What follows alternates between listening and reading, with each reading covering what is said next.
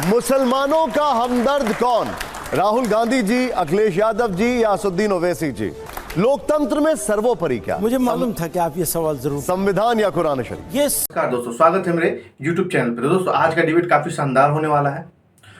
इस डिबेट में मोहम्मद मुफ्ती मदनी साहब ने काफी शानदार जवाब दिया है। जो सवाल हमेशा मुसलमानों के ऊपर थोपा जाता है उसका आज क्लियरिटी के साथ मोहम्मद मदनी साहब ने जवाब दिया है। आप भी ये पूरा डिबेट देखें, इसके बाद हम इस डिबेट पे डीपली चर्चा करेंगे। हालांकि अब आपको जवाब, अगला सवाल जो है वो आप पे प्लीज जरा जवाब जरूर दीजिएगा। प्ले करिए अब जरा, अगला सवाल दिखाइए और हमारा जो जवाब है मदनी साहब से हम लेंगे। तालियां नहीं रुकनी चाहिए, जरा फोन बंद कर दीजिए। आइए, मुसलमानों का हमदर्द कौन? राहुल गांधी जी, अखिलेश यादव जी या असदुद्दीन ओवैसी जी? यही बात इस बारे में भी कहूंगा, ये तीनों हो सकते हैं। कैसे कहूं कि ये हमदर्द हैं, वो हमदर्द हैं, वो हमदर्द हैं? आप तो इतने डिप्लोमेटिक नहीं। एक बात यह है कि बात जब एक ऐसे बड़े चैनल पर हो रही है और आपसे हो रही है तो आप सिर्फ मुसलमान ही की बात, शुरू से अभी तक सिर्फ मुसलमान की बात कर रहे हैं।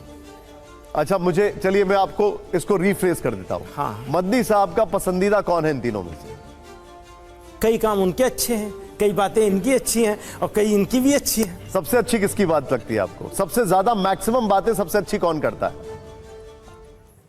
मैक्सिमम बातें किसी वक्त किसी की अच्छी लग जाती है, किसी वक्त किसी की अच्छी लग जाती है। चलिए मैं और आसान कर देता हूं, आपकी दोस्ती सबसे अच्छी किससे है इनमें से?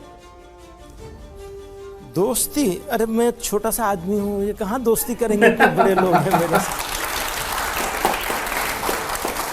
आइए जरा अगले सवाल पर आते, जोरदार तालियां हो जाए जरा। प्ले करिए। लोकतंत्र में सर्वोपरि क्या? मुझे मालूम था कि आप ये सवाल जरूर। संविधान या कुरान शरीफ? ये सवाल ही गलत है, फिर कहूंगा अगेन। ठीक है, कोई कंपटीशन नहीं है दोनों के बीच। आप सही कर दीजिए। यही कह रहा हूं, दोनों के बीच में कोई कंपटीशन नहीं है, कोई मुकाबला नहीं है। ये सवाल मेरे से 2002 से किया जा रहा है, कभी राष्ट्र के नाम पर, कभी देश के नाम पर, कभी कंट्री के नाम पर, कभी ये कि इस्लाम होगा या वो होगा। तो ये सवाल गलत है। कुरान से, हमारी शरीयत से हमारा एक वो है, जैसे हमारे पास माँ बाप होते हैं, हमारे पास वो आप पूछेंगे कौन सी आंख तुम्हें अच्छी लगती है, कौन सी रखें, कौन सी फोड़ दें। हमारे आइन का हमारा जो काम है वो हमारे लिए हमारा आइन है। जब हम देश की बात करेंगे हमारा सवाल, देखिए मैं आपसे क्यों पूछ रहा हूं, पर ये सवाल गलत है। नहीं, यही सवाल मैं भी आपको गलत सवाल है। का बैकड्रॉप बताता हूं। आपसे तो ये सवाल कई बार पूछा गया होगा, लेकिन मैं पहली बार पूछ रहा हूं। और यहां पर पहली बार इसलिए पूछ रहा हूं, यहां पर इसी जगह पर संविधान था और इसी जगह पर भगवत गीता थी और आपकी जगह थे कुमार विश्वास। तो उन्होंने क्या कहा? उन्होंने कहा कि संविधान मेरे लिए सब बहुत जगह वो बोल चुके हैं। उनकी समझ उनके हिसाब से है, मेरी समझ मेरे हिसाब से है। मेरी समझ मेरे हिसाब से कॉन्स्टिट्यूशन ऑफ इंडिया उसकी अपनी जगह है और कुरान शरीफ अपनी जगह है। नहीं, तो ये जो बच्चे हैं, मत कीजिए, ये जो बच्चे हैं इनका ये जानने का अधिकार है, उनको पता होना चाहिए। उनको ये पता होना चाहिए कि कुरान का क्या काम है, कुरान की क्या हैसियत है, कुरान का क्या मकाम है। लेकिन आप ये सवाल करके कटघरे में मत खड़ा कीजिए किसी को कि तुम कुरान शरीफ को ज्यादा मानोगे। नहीं, कटघरा नहीं, क्लैरिटी है। क्लैरिटी बिल्कुल क्लियर है हमारा माइंड बिल्कुल क्लियर है। अगर इस कॉन्स्टिट्यूशन को लेकर हम कंधे पे घूम रहे हैं तो इस कुरान की वजह से घूम रहे हैं। ठीक, अगला सवाल, जोरदार तालियां। आज बड़ी क्लैरिटी से इसका जवाब दिया है मदनी साहब ने और ये सवाल कतई पर्सनल नहीं है। वो अब देखिए अगला सवाल। अब अगला सवाल ये, बड़ा स्वतंत्रता सेनानी कौन? मोहम्मद अली जिन्ना या विनायक दामोदर सावरकर? ये सवाल भी ऐसे ही है, इसलिए आप तो हमारे सारे सवालों को ही गलत बताए जा रहे हैं। मतलब ये कि अगर मैं यहाँ इंडिया में बैठा हुआ हूँ और इंडियन हूँ और हमारे तो उस विचारधारा से जो बांटने वाली थी उस विचारधारा का विरोध किया है, हवा के रुख के खिलाफ खड़े होकर विरोध किया है। अच्छा, उस जिस बांटने वाली चीज़ों की बात करते थे तो वहाँ दोनों में सिमिलैरिटीज मिलती हैं, तो कैसे करेंगे? नहीं कर सकते।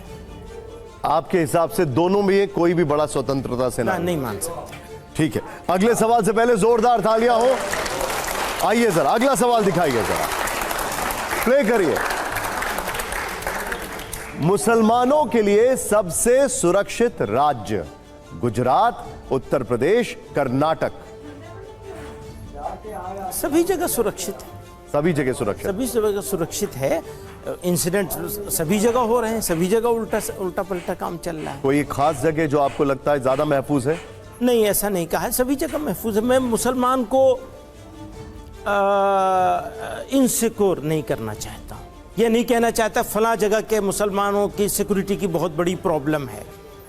प्रॉब्लम सब जगह है और उस प्रॉब्लम को एड्रेस किया जाना चाहिए और उसमें आप लोगों का बड़ा सहयोग की ज़रूरत है। चैनल्स को, मीडिया को और सारी सोसाइटी को खड़ा होकर के इसको मसले को ठीक करना चाहिए, ठीक जगह पे रखना चाहिए। इश्यूज़ को लोकलाइज रहना चाहिए, नेशनलाइज नहीं होना चाहिए, सोसाइटी के बीच में नहीं बांटा जाना चाहिए। ये आपका पॉइंट ठीक है, लेकिन मैंने ये सवाल क्यों पूछा, अब इसका भी बैकड्रॉप बताता हूँ। एक जमाना था जब आपने बोला था कि गुजरात के मुसलमानों ने मोदी के मॉडल को एक्सेप्ट कर लिया है, उनकी जो पॉलिसीज हैं उनको एक्सेप्ट कर लिया है। ये आपने उत्तर प्रदेश और कर्नाटक के लिए नहीं कहा, इसलिए मैंने आपसे ये सवाल पूछा। वो भी एक अलग कॉन्टेक्स्ट में बात थी। ठीक है, अगले सवाल से पहले अब जो सवाल है बड़ा महत्वपूर्ण है, जोरदार तालियों के साथ अगला सवाल प्ले करिए जरा। बेहतर प्रधानमंत्री कौन, नरेंद्र मोदी जी या मनमोहन सिंह जी? बेहतर प्रधानमंत्री कौन? अब आप ये, प्रधानमंत्री तो एक ही है। अरे दोनों के कार्यकाल को अगर कंपेयर करें तो? दोनों के कार्यकाल को अगर कंपेयर करेंगे तो हमारी पसंद तो डॉक्टर मनमोहन सिंह। ठीक है, ये आपने देखिए एकदम स्ट्रेट जवाब दिया है। जोरदार तालियां आइए मदनी जी, बैठे। तो मदनी जी से अभी तक जो बातचीत हुई है, एक सवाल पर इन्होंने दो सवाल पर बहुत ज्यादा क्लैरिटी से जवाब दिया और वाकई में इसके लिए एक बार फिर से तालियां बनती है। लेकिन अब सवाल आपका। नहीं, आप किस तरह का हिंदुस्तान देखना चाहते हैं? अभी आईन और कुरान की बात हुई, कुरान भी आपकी ज़रूरत है, संविधान भी आपकी ज़रूरत है। फिर नरेंद्र मोदी प्रधानमंत्री हैं, एक रियलिटी है। उनकी सरकार है पिछले 10 साल से, ये भी रियलिटी है। तो इस बैकग्राउंड में आप किस तरह का हिंदुस्तान देखना चाहते हैं? जिसका ख्वाब इस देश के निर्माताओं ने, फाउंडर्स ने देखा था, कुर्बानी देने वालों ने मुस्कुराते हुए, हंसते हुए फांसी के फंदों को चूमा था। जिस तरह का देश उन्होंने अपनी आंखों में जिस तरह के देश का ख्वाब सजाया था, मुझे तो मेरा वैसा देश चाहिए। जी मैं आ रहा हूं, एक मिनट आ रहा हूं अभी। मंदी साहब, बहुत सारी बातें हुई, बहुत सारे इश्यूज पर बातें हुई। एक शख्स जो बड़ा चर्चा में है और बड़े मतलब जिसको कहा जाए टॉक ऑफ द टाउन है, ये बच्चे भी कई बार उनको लेकर सवाल पूछते हैं, उनको देखते भी हैं। कंगना रनौत को जानते हैं आप? उसके हिसाब से 2014 में देश आजाद हुआ था। जानते हैं आप? कुछ आपकी कभी मुलाकात हुई, कोई फिल्म वगैरह देखी आपने? कंगना रनौत को दुनिया भर के मुस्लिम देशों से आपत्ति है। वो कहती हैं कि दुनिया में जितने भी मुस्लिम देश हैं वहां कोई भी नागरिक सुरक्षित नहीं होता। उनका इशारा शेख हसीना की तरफ था। आपका क्या कहना है इस पर? पता नहीं, वो मुझे नहीं लगता कि मुझे उनके किसी बयान पर कुछ चर्चा करनी चाहिए। वो न मैंने कुछ डायरेक्ट ऐसा उनका कोई बयान सुना है। आप कह रहे हैं तो कहा होगा ज़रूर, लेकिन मैं कुछ उस पर टिप्पणी नहीं करना चाहता हूँ। देश की सांसद हैं, मैं इसलिए सवाल पूछ रहा हूँ। हाँ, बहुत सारे लोग संसद में पहुँच जाते हैं, ऐसे तो बहुत सारे। बार बार मुस्लिम धर्मगुरुओं की तरफ से कहा जाता है कि हम शरीयत से छेड़छाड़ बर्दाश्त नहीं करेंगे। तो कुछ लोग पूछते हैं कि शरीयत को ब्याज के खिलाफ है, शरीयत जो है वो ब्याज के खिलाफ है, मुसलमानों को लोन नहीं लेना चाहिए, इंटरेस्ट नहीं लेना चाहिए, बचत खाते नहीं खुलवाने चाहिए। खाते नहीं खुलेंगे तो सरकारी मदद नहीं मिलेगी। क्या कहेंगे आप? नहीं, खातों वातों के बारे में कोई कुछ नहीं कहता, न इसके बारे में, ये न शरीयत से इसका कोई टकराव है। जिन चीज़ों में है उन चीज़ों में है, जिन चीज़ों में नहीं है उन चीज़ों में नहीं है। तो ये तो हम भी कहते हैं भाई, हमारा जो अकीदा है, आप मुझे एक बात आप समझ लीजिए, हमारा जो अकीदा है उस पर हम क्यों सौदा करेंगे, क्यों कंप्रोमाइज़ करेंगे? क्या ज़रूरत पड़ी है उस पर कंप्रोमाइज़ करने की? अच्छा, उससे आपको प्रॉब्लम क्या है?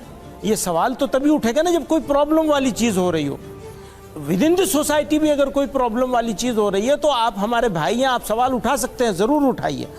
लेकिन जहां ना सोसाइटी के अंदर का कोई प्रॉब्लम है ना बाहर का कोई ये प्रॉब्लम। सवाल इसलिए है क्योंकि जब बात शरीयत को मानने की होती है, सपोज करिए सेविंग्स अकाउंट आप खोलेंगे तो उसमें तो इंटरेस्ट मिलेगा ही। सेविंग्स में पैसा रखा है तब भी इंटरेस्ट मिलेगा। हाँ, आपको। इंटरेस्ट मिलेगा, आप उस इंटरेस्ट को अपने लिए यूज मत करिए, खत्म हो गई बात, उसका तो अच्छा। आसान हल है। जी हाँ, ठीक है, अगले सवाल पर आने से पहले एक- आपके पास भी आ रहा हूं सर। मैं सिर्फ एक चीज जो राजेश जी ने सवाल किया था, दो शब्द हैं, काफिर और कोएग्जिस्टेंस।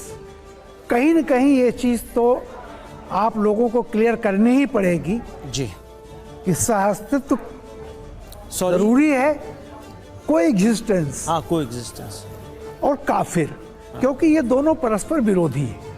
तो कहीं ना कहीं ये चीज़ तो कहीं ना कहीं बात करनी पड़ेगी कि सहअस्तित्व यानी हमको साथ जीना मरना है, इस बात को स्वीकार करें। हाँ। तो आप जैसे जो टॉप लीडर हैं जो इस बात की कहते हैं कि गंगा जमनी तहजीब है सारी चीज़, तो कहीं ना कहीं इस चीज़ को जरूर कहना होगा कि ये कि जो आप में आस्था नहीं रखता वो दुश्मन है, उसको जीने का हक नहीं है। ठीक, इसको खत्म करना होगा या पूरी तरह से, क्योंकि ये जो है एक छिपा पॉइंट लोगों में लगता है कि कहीं इनके दिल में ऐसा तो नहीं है। देखिए तो मैं हमारे पास ये अपॉर्चुनिटी थी जी कि हम आपको छोड़ के जा सकते थे। अगर हम खुदा न खास्ता आपको उस श्रेणी में रख रहे होते तो यकीनन हम छोड़ के चले जाते। हमारे पास ये ऑप्शन था, हम आपको छोड़ के जा सकते थे। हमने आपको, इंडिया को, इस धरती को पवित्र धरती मानते हैं, अपना मैदान अमल मानते हैं। हमने इंडिया को चूज किया है, आपको चूज किया और अपनी शरीयत के साथ चूज किया है, कुरान के साथ चूज किया है और कुरान के हुक्म की वजह से चूज किया है। इसको शरीयत की वजह से चूज किया हमने इंडिया को। तो ये बात जितने तरीकों से आप क्लेरिफाई करने को मुझे कहें, मैं, मेरी ऑर्गेनाइजेशन और इंडिया का मुसलमान इसको पूरी ताकत से तैयार है साबित करने के लिए। आप हमारे दोस्त थे, हैं और रहेंगे, हमारे भाई हैं, मद्दी साहब, बिरादर वतन है हमारे। जैसे ये धरती मादर वतन है, ऐसे ही आप हमारे बिरादर वतन हैं, हमारे भाई हैं। आपको न छेड़ सकते हैं न छोड़ सकते हैं, आप हमारे हैं और हमारे रहेंगे। आप हमसे खफा रहेंगे तब भी हमारे रहेंगे, आप हमसे नाराज रहेंगे तब भी हमारे रहेंगे और हमसे खुश रहेंगे तब भी हमारे रहेंगे। तो दोस्तों आपने ये वीडियो देखा, आपको उनके कुछ जवाब सही लगे होंगे, कुछ जवाब सही नहीं लगे होंगे। मुझे भी ऐसा ही लगता है। अगर हमारा देश सुरक्षित रहेगा तो हमारे धर्म भी सुरक्षित रहेंगे, हमारे धार्मिक ग्रंथ भी सुरक्षित रहेंगे, लेकिन उसके लिए देश सुरक्षित होना चाहिए। मेरा कहना यह है, देखो वेस्टर्न कल्चर अपनाना कोई बड़ी बात नहीं। तुर्की जिसने, वो भी इस्लामिक कंट्री, उसने भी वेस्टर्न कल्चर अपनाया। आज दुनिया का सबसे ज़्यादा ड्रोन वही बना रहा है। तो हमें वेस्टर्न कल्चर अपनाने में कोई दिक्कत नहीं है। हमें सर्वोपरि हमारा देश सबसे ऊपर होना चाहिए, उसके बाद आएगी हमारी धर्म। दोस्तों आज इजराइल पे हम कितना भी विरोध कर ले, लेकिन हम उसकी बराबरी कभी नहीं कर सकते। चाहे वो मुसलमान उसका कितना भी विरोध कर ले, हालांकि मैं भी मुसलमान हूँ, मेरे हिसाब से देखा जाए तो हम कितना भी उसकी बुराई कर ले, लेकिन उसकी बराबरी हम नहीं कर सकते, क्योंकि उसके बहुत से आविष्कारक चीज़ हम यूज करते हैं और ये सच है। लेकिन ये मुसलमान मानने को तैयार नहीं है। उनको कुछ सो कॉल्ड मौलानाओं को लगता है कि हमारा देश, हमारा देश से ऊपर कुरान है। मैं इस चीज़ को नहीं मानते। धार्मिक जगह अलग है, देश अलग है। देश रहेगा तो आपका धर्म भी रहेगा। दोस्तों आपने ये वीडियो देखी, उम्मीद है आपको वीडियो पसंद आई होगी। तो हमारे चैनल को सब्सक्राइब और वीडियो को लाइक जरूर कीजिएगा।